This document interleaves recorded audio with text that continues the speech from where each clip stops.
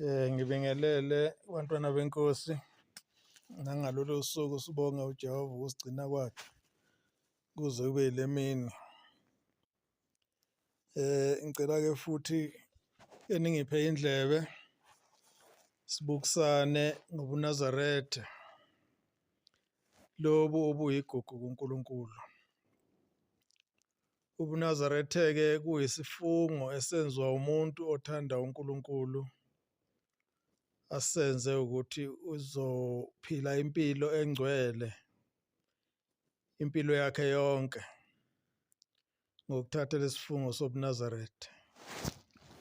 Ngeke ngasho-ke ekuqaleni ukuthi kukhona ukukholwa lokho kuwukuthi ugcina imithetho kaNkulunkulu, wesabe uNkulunkulu njalo njalo, kodwa ungasithathi isifungo sobuNazaretha. Akuyisisono leso, ngikushilo phambilini ukuthi lokho akuyisisono uma ngabe ugcina umthetho kaNkulunkulu, ugwema ukwenza isono kuNkulunkulu nokwephula nokwenza izinto uNkulunkulu ade ayingenziwa. Kukukholwa lokho kodwa okungebu ubuNazaretha. UbuNazaretha-ke is exclusive ngoba bona uthatha isifungo sokuthi uzophila impilo njengalokhu uNkulunkulu eyalela umuntu othatha isifungo sobuNazaretha. Mina-ke ngikhuluma-ke ngemfundiso esayifundiswa uShembe ngaphansi kobuNazaretha.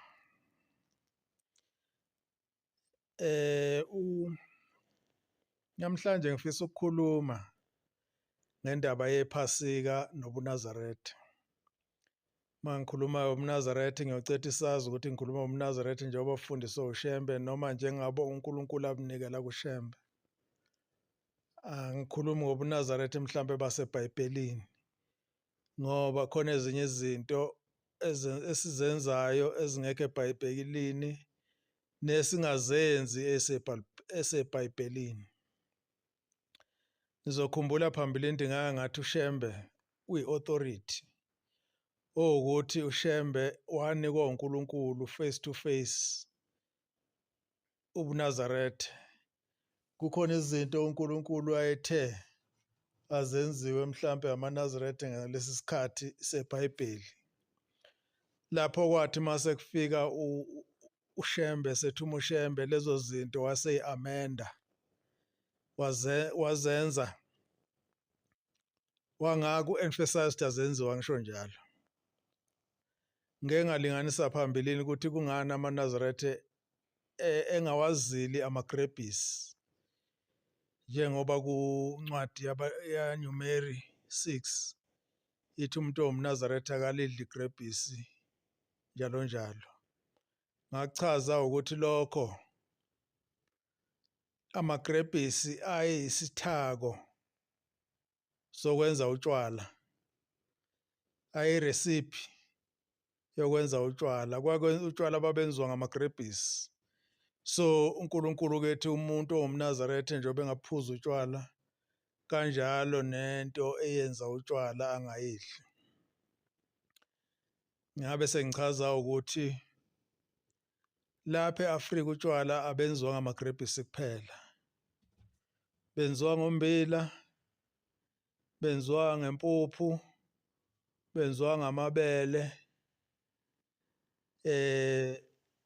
njalo njalo. Lebo lobu besilungu benziwa ngawo amagrebhisi kodwa lobu obenziwa abantu besintu benziwa ngalezi thake engishoyo. Okuwukuthi uma ngabe uzozila into eyenza utshwala ungagcina ungasanayo into ozoyidla ngenxa yokuthi futhi ufuna ungawudli umbila, ufuna ungawadli amabele, njalo njalo. So ingakho uShembe uNkulunkulu wabe exclude indaba yokudliwa kwamagrebhisi ebuNazaretha enabenimukela uShembe ngoba uShembe akazange enqabele ukudla amagrebhisi. Bengifuna ukudlula kuleyo ndawana ukuthi uShembe uyi-authority yena uqobo ngendaba ubuNazaretha lobu obukhona njengamanje e-Afrika, lobu buNazaretha obusha uNkulunkulu abunika uShembe. Yebo, uNkulunkulu wathi uShembe akasebenzise imiyalo kaMose njengoba ibhaliwe uMose. Kodwa kunezinto engama-exemptions njengoba ngisho abese-exempta kuzona uNkulunkulu. Njengalokhu nje ukuthi masenza iminikela sisayenzi ngey'lwane. Kuthiwa solethi iwundlu elingenasici njalo njalo. Asisakwenzi because uNkulunkulu waku-exclude kuShembe. Kodwa-ke namhlanje bengingafuni ukukhuluma ngalo, bengifuna ukukhuluma ngendaba yePhasika. Ukuthi amaNazaretha athini ngePhasika, amaNazaretha ayawugubha yini umkhosi wePhasika. Sokhumbula ukuthi iPhasika liqala lapha kuGenesis 12. Lapho khona uNkulunkulu ayekhipha abantwana bakwa-Israyeli ebakhipha eGibhithe ebuqilini bamaGibhithe. Ebaphindisele eKhenani la ababesuke khona okuyizwe uNkulunkulu ayenikele ngalo ku-Abrahama. Wathi-ke uNkulunkulu uFaro eqinisa ikhanda engafuni ubadedela, wamnika leziya nhlupho ey'ningi. Inhlupho yokugcina, ukuhlupheka kokugcina kwamaGibhithe ngenxa yokunqaba ukukhipha abantwana bakwa-Israyeli eGibhithe kwaba ukufa kwamazibulo. uNkulunkulu wakhipha ukufa okwabulala wonke amazibulo aseGibhithe, ama-firstborns abantu baseGibhithe. Uma ngabe ekhipha lokho kufa uNkulunkulu, nabantu bantwana baka-Israyeli babengekho exempted kulokho kufa, kodwa uNkulunkulu waba-exempta, wakwenza lokho kufa kwangabathinta bona ngokuthi enze umkhosi wePhasika. Lapha bayalela khona ukuthi abahlale emadokodweni abo bahlabe iwundlu, futhi izinyane lemvu elinonyaka elingenasici lesilisa. Bese kuthi igazi labo balipende emshayweni noma kumakhothamo eminyango yezindlu zabo, ukuze ingelosi yokubhubhisa amazibulo uma ifika la okunalolo phawu khona, wathi-ke la abona khona lolo phawu lwegazi, ingelosi yembubhiso iyodlula lapho ingabulali. So okusho ukuthi it will pass over, izodlula ingabulali lapho. Ingakho kwathiwa-ke iPhasika nePassover, okuwukuthi uNkulunkulu wabesethi kubona lenyanga isiyoba eyokuqala ekhalendeni yabo abantu bakwa-Israyeli, lenyanga abakhipha ngayo. Futhi nje leyo nyanga abakhipha ngayo sebeyoqala bebale bethi-ke 1, iyona nyanga yokuqala, first month of the year yabakwa-Israyeli. Sekuyothi uNkulunkulu wayesebayalela ukuthi sebeyothi njalo ngale nyanga bawenze lo mkhosi ube isikhumbuzo kubona sokuthi uNkulunkulu wabasindisa. uNkulunkulu wawasindisa amazibulo abo ngesikhathi ekhipha isifo ebakhipha eGibhithe. Siyokhumbula futhi ukuthi iPhasika lokuqala balidlela ehlane sebephumile. Ngingalibalile labaphuma ngalo balenza mhla bephuma, kodwa lokuqala ngizothi-ke the second Passover balenze lehlane sebehamba, shuthi kuyi-anniversary yohambo lwabo labantwana ba-Israyeli. Linendlela-ke edliwa ngalo, ibhaliwe lapha kule ncwadi engishoyo, likhona futhi Leviticus 23 liyatholakala ukuthi umkhosi wePhasika wenziwa kanjani. So ke ngifuna ukuthi ke leli Phasika abalenza abaJuda abalenza abeIsrayeli kwaze kwafika la behlakazwa khona izitha zabo sebeseKhenani. Ila linyamalala khona ke lizoqhamuka ke sekuyisikhathi sikaJesu, sekuqhamuka ngesikhathi sikaJesu. La uJesu naye owabulawa ngalo lesi sikhathi somkhosi wePhasika. iPhasika lenziwa ngenyanga yokuqala ngokwekhalenda labaJuda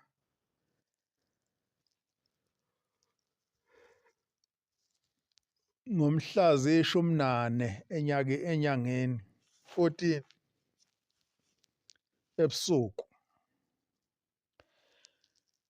Ukuwukuthi ke noJesu wabulawa ngelanga iye ngalo ePhasikeni azokwenza ngalo iPhasika. Ilanga ezokwenza ngalo iPhasika ilanga abanjwa ngalo abaJuda bamnikela ke ezitheni zakhe zambulala. Sokhumbula ukuthi uJesu wabulawa kuyilanga lendulela iPhasika, okuwukuthi wabulawa a day before ePassover. That's why le ndoda yamehlisa esiphambanweni ngoba ithi sekuzongena iSabatha. Yayingasho weekly Sabbath leli lokuthi iSabatha leli eliba Saturday. KwakuyiSabatha lePhasika, Passover Sabbath.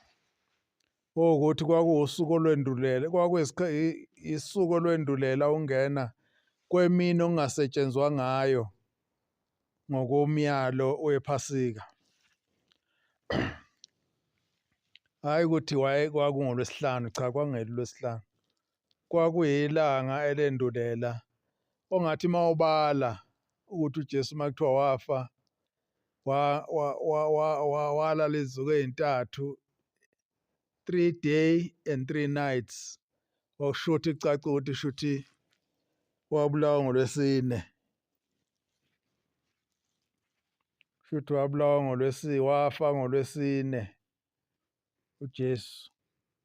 Walala i-night yangoLwesine, ne-night yangoLwesihlanu, ne-night yangeSaturday. Kwavuka ngeSonto ekuseni.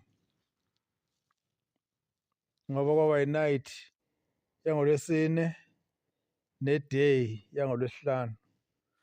Kwayi-night yangoLwesihlanu ne-day yangeSaturday. Kwayi-night yangeLwesihlanu yangeSaturday ne-day yaSunday. Okucace ukuthi shuthi ke wabulawa ngoba wavuka ngosuku lwesithathu okuyi-day yaSunday. So ngiyaphi nalokhu ukukhuluma, ngiyalapha ekuthenini iPhasika leli lenziwa manje amakholwa njengoba siphuma ephathikeni nje lokuthiwa uGood, njengoba kuphunywa kulo nje akukhunjulwa leli Phasika leli okwakhishwa ngalaba Israyeli, kodwa amakholwa asuke ekhumbula usuku lokufa kaJesu.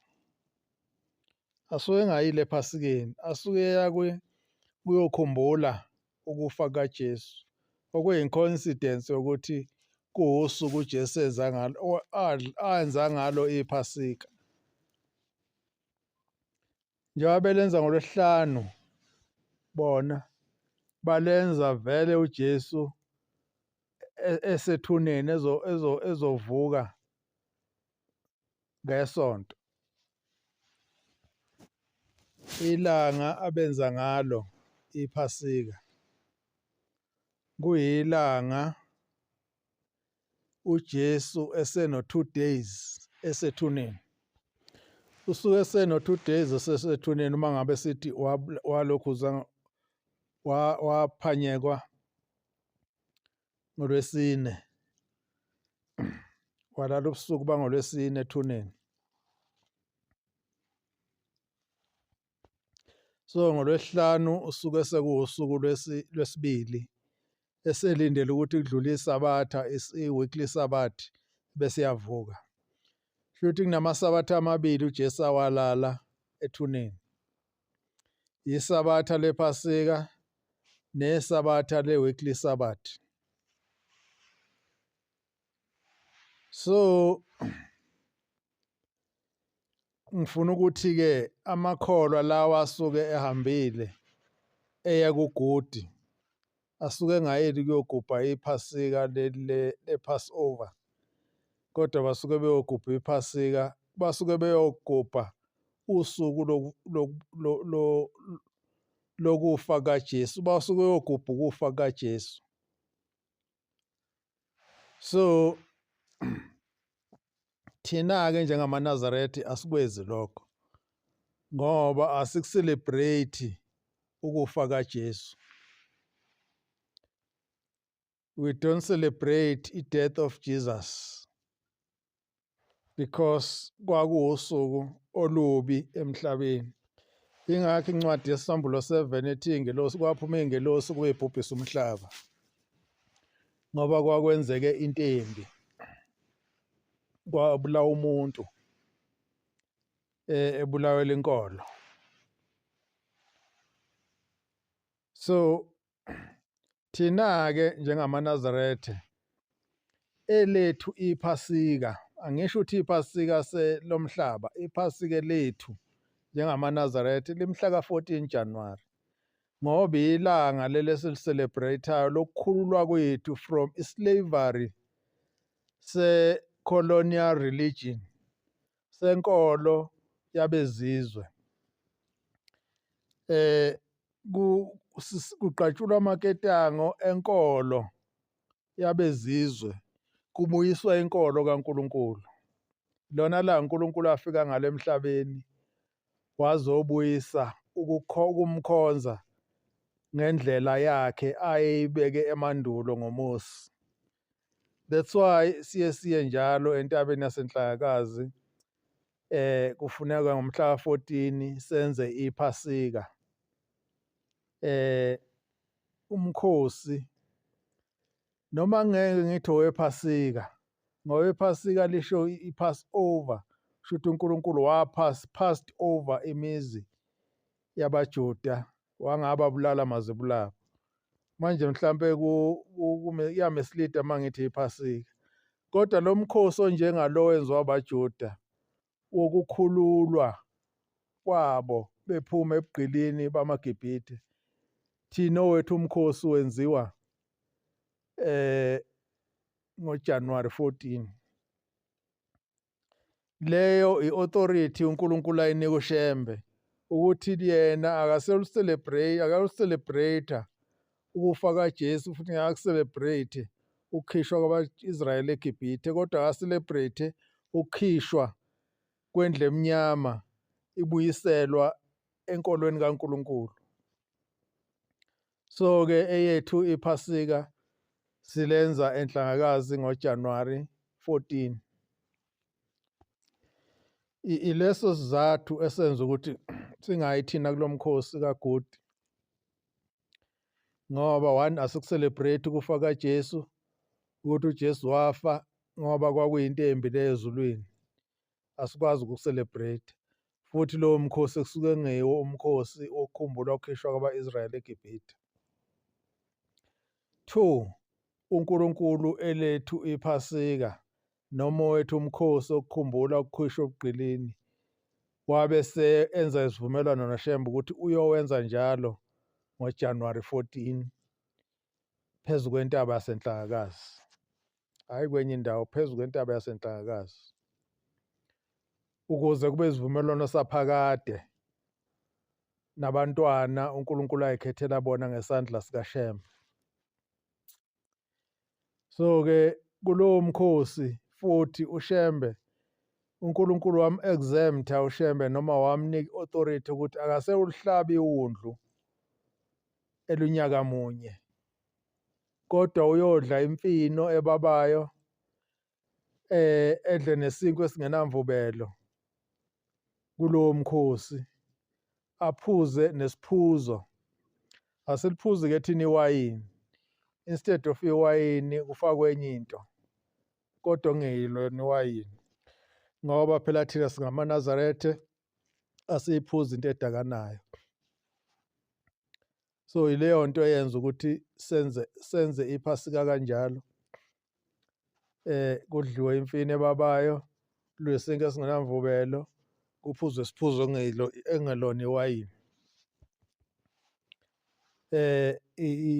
Iwundlu alihlatshwa ngoba inhloso yewundlu yokuthi ihlatshwe iwundlu lelo kwakuwukuthi kufuneka igazi ezobhecwa phezu